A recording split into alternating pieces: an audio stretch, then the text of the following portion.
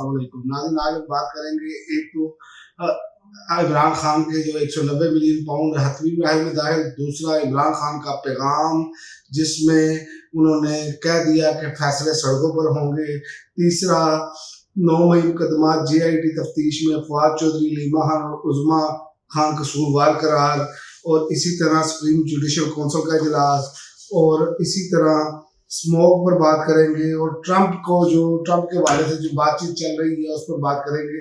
सबसे पहले बात करते हैं 190 मिलियन पाउंड केस में ट्रायल हतमी मरहले में दाखिल इमरान खान और बुशरा बीबी को सवालनामा दे दिया गया। 11 नवंबर तक जवाब जमा कराने का हुक्म जो बरियत के हवाले से दिया गया। अब पता चल जाएगा ये बरियत जो है वो होती है कि नहीं, ये 11 नवंबर को पता चल जाएगा। और दूसरी जानिब इमरान खान ने पैगाम दिया है कि स्वाबी जलसे में अगले लाए अमल का ऐलान किया होगा, आज़ादी की तहरीक के फैसले सड़कों पर होंगे। और एक और बहुत ज़बरदस्त इक़दाम किया गया, उसमें उन्होंने कहा, रीमा खान साहब ने कहा है कि हमारे इदारे ना अदलिया कुछ कर रही है, अब अवाम को अपने फैसले के लिए सड़कों पर निकलना होगा।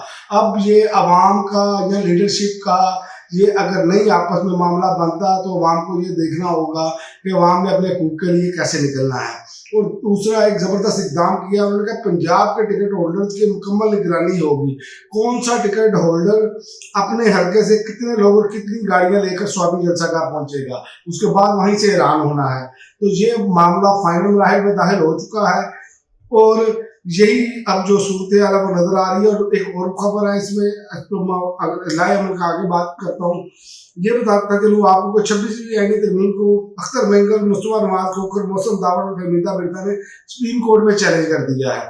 आईनी बेंचेस के सामने सबसे पहले ये चैलेंज यही है कि जिन तरमीम पे वो बेनिफिशरी हैं उन्हीं को समाअत के लिए करना बैंक तश्कील देना है कि फुल कोर्ट की जानिब इसको लेकर बढ़ना है।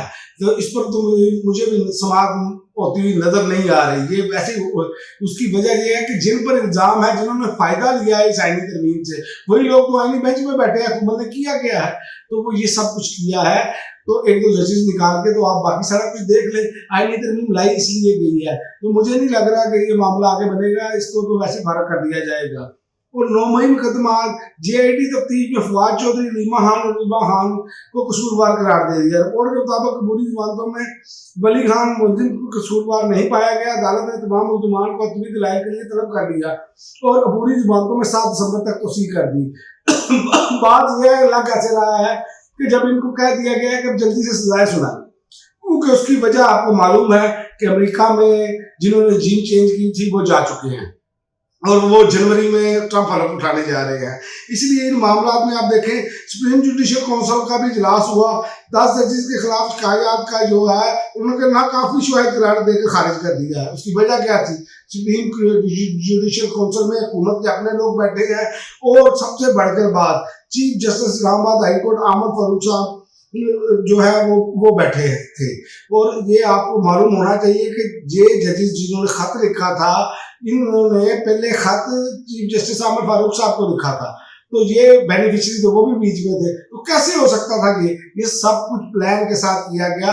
अब जो मर्जी, इसीलिए इमरान खान की बात कर रहे हैं, अदलिया और अदारे कुछ नहीं कर पा रहे, क्योंकि उसकी वजह यह है कि इन पर अपने लोग बिठा दिए गए हैं। जो बेनिफिशरीज हैं, जिन पर इल्जामात हैं, जिन्होंने उससे फायदा उठाया, वही लोग जो है वो आगे केस सुनेंगे। तो ऐसा तो मामला नहीं चलेगा। तो इसी तरह आप देखें कि लाहौर में जो है इमरान खान के 4 मुकदमात में जमानत मंजूर हो चुकी है।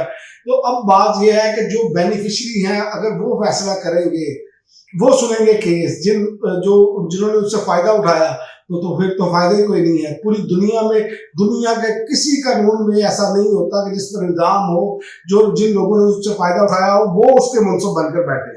और यहाँ पर काजी फाइल ईसा ने ऐसी रिवायत डाली है हठधर्मी के साथ कि अब सारे बने हुए। लेकिन इनको ये सोचना चाहिए, जो काजी साहब के साथ ओवरसीज पाकिस्तानी या ओवरसीज जहाँ पर लंदन गए हैं, जो सलूक हो रहा है, क्या ये तैयार है ज़हनी तौर पर अपनी आने वाली नस्लों के साथ ऐसा सलूक होता देखकर?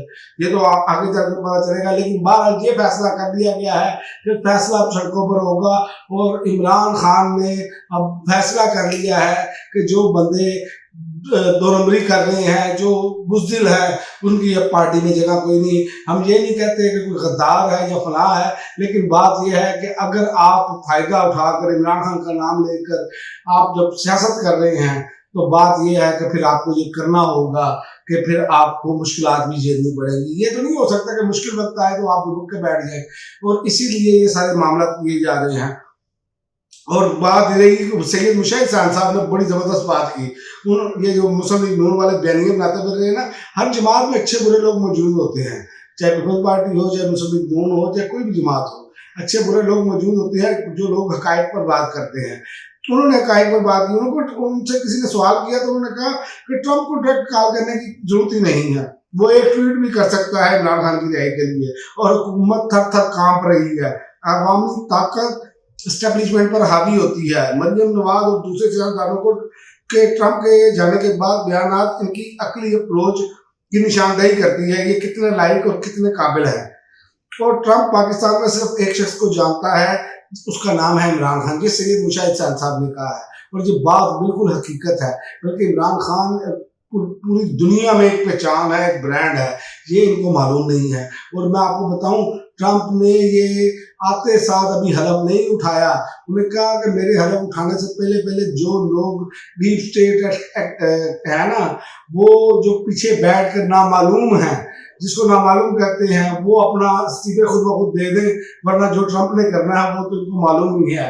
तो लिहाजा ट्रंप को मालूम है जो नामालूम है, तो ये देख ले कि वो अपनी ताकतवर तरीन एस्टेब्लिशमेंट को नहीं छोड़ने पर तैयार। तो यहाँ पर जो इन्होंने जो ट्वीटें की, जो कुछ किया, ये सब कुछ उनके रिकॉर्ड पर आ चुका है, जो मैं आपको खबर दे रहा हूँ।